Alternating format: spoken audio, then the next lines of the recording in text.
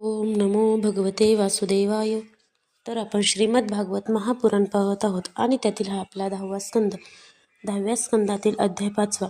5व्या अध्यायामध्ये आपण गोकुळात भगवंतांचा जन्म उत्सव पाहणार आहोत. श्री सुकाचार्य म्हणतात, उदार नंद महाराजांना मुलगा झाल्याचे कळताच अतिशय आनंद झाला. त्यांनी स्नान केले आणि पवित्र होऊन नवीन वस्त्रालंकार परिधान केले.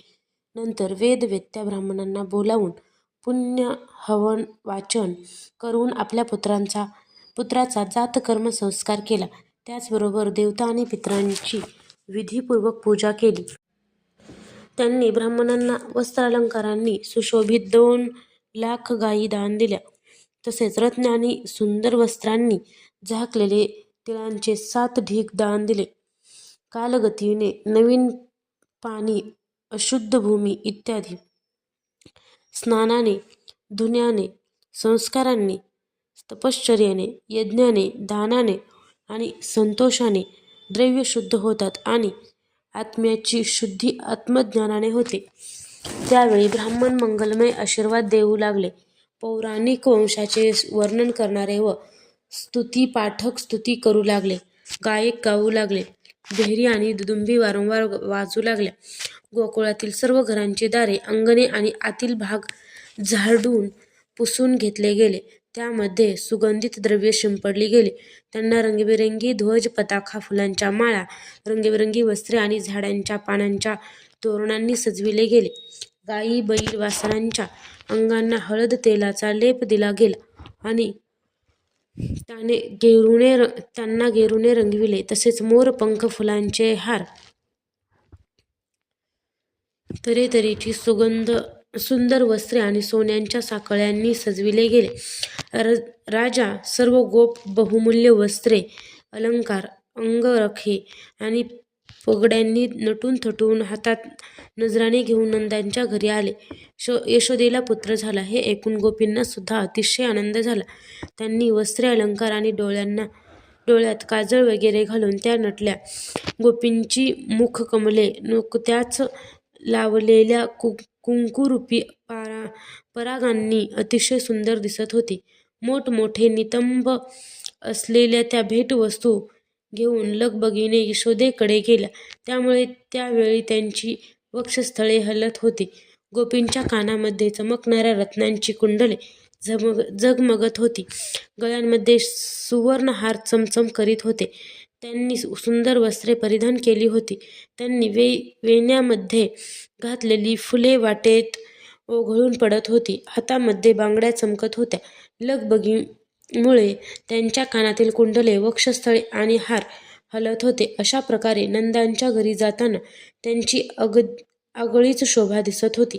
त्या बाळाला आशीर्वाद देत होत्या की भगवान याचे दीर्घकाळ रक्षण करो असे म्हणून हळद तेल मिश्रित पाणी आजूबाजूच्या लोकांवर शिंपडीत त्या उच्च स्वरात श्रीकृष्णाला उद्देशून गीत गात होत्या. सर्व जगताचे स्वामी अनंत भगवान श्रीकृष्ण जेव्हा नंदराजांच्या वज्रामध्ये प्रकट झाले तेव्हा त्यांच्या जन्माचा महान उत्सव साजरा केला गेला. त्यावेळी निरनिराळी मंगलवाद्ये वाजविण्यात येऊ लागली. आनंदाने बेहोश होऊन गोपगण एकमेकावर दही, दूध, तूप आणि पाणी उडवू लागले. एकमेकांच्या तोंडाला लोणी माखू लागले आणि लोणी फेकून आनंदोत्सव साजरा करू लागले. नंद अतिशय उदार होते. त्यांनी गोपांना पुष्कळशी वस्त्रे, अलंकार आणि गायी दिल्या. सूत, मागद, बंदीजन तसेच नृत्य, वाद्य इत्यादी कलांवर उदरनिर्वाह करणाऱ्यांना नंदांनी आनंदाने त्यांनी मागितलेल्या वस्तू देऊन त्यांचा यथोचित सत्कार केला. यामुळे भगवान विष्णू प्रसन्न होऊन आपल्या मुलाचे कल्याण व्हावे असे त्यांना वाटत होते. नंदांनी अभिनंदन केलेली भाग्यवती रोहिणी सुद्धा दिव्य वस्त्रे, हार आणि गळ्यातील वेगवेगळ्या अलंकारांनी नटून थटून वावरत होती. परीक्षिता, त्याच दिवसापासून नंदांच्या वज्रामध्ये सर्व प्रकारची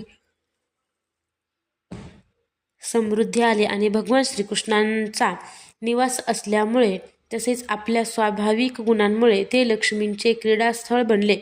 परीक्षिता, काही दिवसानंतर गोकुळाच्या संरक्षणाची कामगिरी दुसऱ्या गोपावर सोपवून नंद कंसाला वार्षिक कर देण्यासाठी मथुरेला गेले. आपला मित्र नंद मथुरेमध्ये आला आहे असे जेव्हा वासुदेवांना समजले तेव्हा कंसाला कर देऊन आपल्या आलेल्या नंदाच्या वसतिस्थावर ते गेले. वासुदेवांना पाहताच नंद ताबडतोब उठून उभे राहिले, जणू काही मेलेल्या शरीरात प्राण परत आला आहे. त्यांनी मोठ्या प्रेमाने आपल्या प्रियतम वासुदेवांना दोन्ही हातात धरून छातीशी कवटाळले. हे राजा, नंदांनी वासुदेवांचा मोठा सत्कार केला. ते आरामात बसले. त्यावेळी वासुदेवांचे चित्त आपल्या पुत्राकडे लागले होते. नंदांना खुशाली विचारून ते म्हणाले. वासुदेव म्हणाले, बंधो, तुझे वय झाले होते आणि आतापर्यंत तुला मूलबाळ झाले नव्हते. एवढेच काय, आता तुला संतान होण्याची आशाही नव्हती. पण तुला आता मुलगा झाला ही मोठी भाग्याची गोष्ट आहे. आज आपली भेट झाली ही सुद्धा अतिशय आनंदाची गोष्ट आहे. आपल्या प्रियजनांची भेट होणे हे सुद्धा अतिशय दुर्लभ आहे. हे संसाराचे चक्र असेच आहे. याला तर एक प्रकारचा पुनर्जन्मच समजले पाहिजे.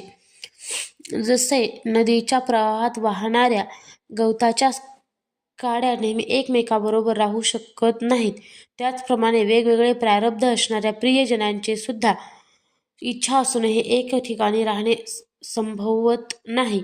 हल्ली तू आपल्या बांधवांसह आणि स्वजनांसह ज्या महावनात राहतोस तेथे पाणी, गवत आणि झाडेवेली भरपूर आहेत ना? ते जनावरांना अनुकूल आणि रोगराईपासून मुक्त आहेत ना? बंधो, माझा मुलगा त्याच्या रोहिणी आईबरोबर तुमच्या वज्रामध्ये राहत आहे. त्याचे पालनपोषण तू आणि यशोदा करीत आहात, म्हणून तो तुम्हालाच आपले माता पिता मानित असेल. तो सुखरूप आहे ना?